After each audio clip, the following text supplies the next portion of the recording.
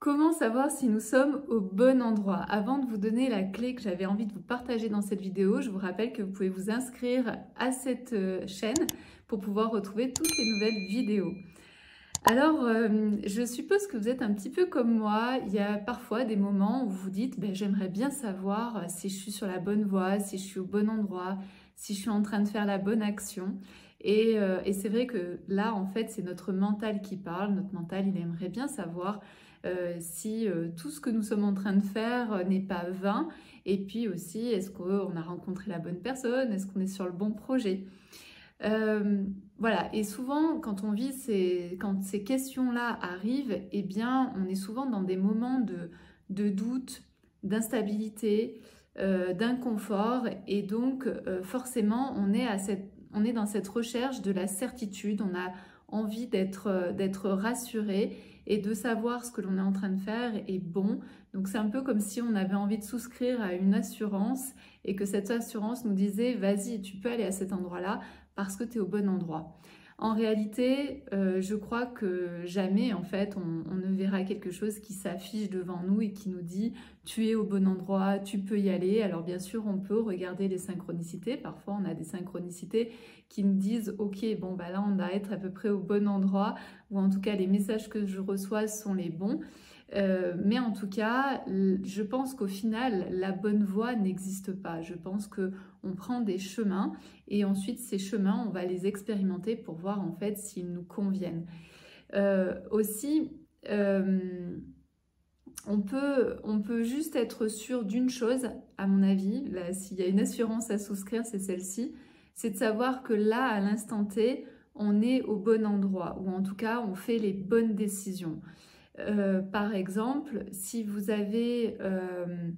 vous connectez à votre corps, souvent votre corps va vous donner la bonne information de est-ce que ça me donne envie d'aller dans ce projet, est-ce que ça me donne envie de continuer ce projet, etc., etc., en sachant que c'est important de ne pas venir se poser ces questions-là quand on est fatigué, parce que quand on est fatigué, forcément notre corps va nous dire bah non, là j'ai plus envie.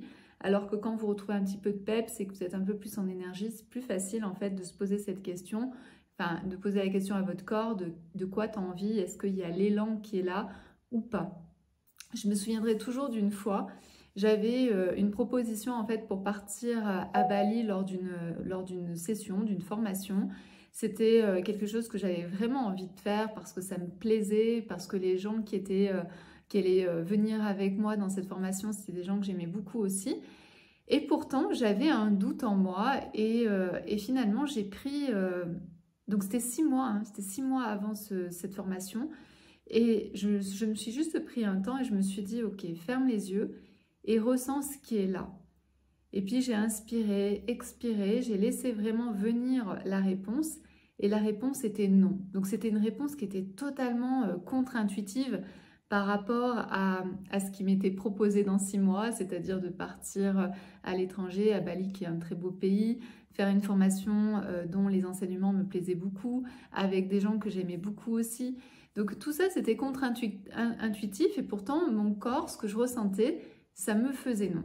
Et donc j'ai décidé de me suivre, de suivre mon intuition, de suivre mes ressentis, de suivre ce que me disait mon corps. Et heureusement que j'ai dit non, parce que 6 mois après, ma vie est devenue un véritable chaos. C'est à ce moment-là, mais vraiment à ces dates-là, que j'ai découvert que mon associé avait pris toute l'entreprise, avait pillé l'entreprise, avait pillé toutes les images, les photos de l'entreprise. Enfin, c'était quelque chose d'assez dur, d'assez extraordinaire même, j'ai envie de dire. C'est à ce moment-là aussi où Sweet Seed s'était fait opérer, donc heureusement que j'étais ici pour pouvoir l'aider.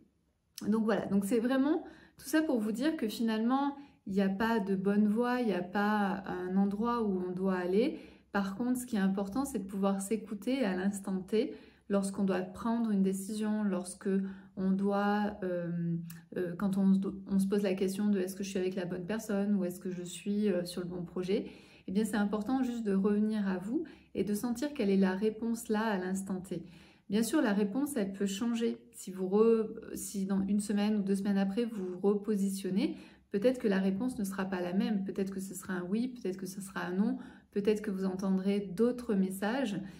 Mais en tout cas, ce qui est important, c'est La seule réponse pour savoir si on est au bon endroit, c'est est-ce qu'on est au bon endroit là, aujourd'hui, en écoutant notre corps, en écoutant nos ressentis, en écoutant notre intuition et en se faisant confiance et en prenant donc ces décisions là, dans l'instant T, en sachant que oui, dans une semaine, dans un mois, je peux remettre en question le choix que j'ai fait aujourd'hui.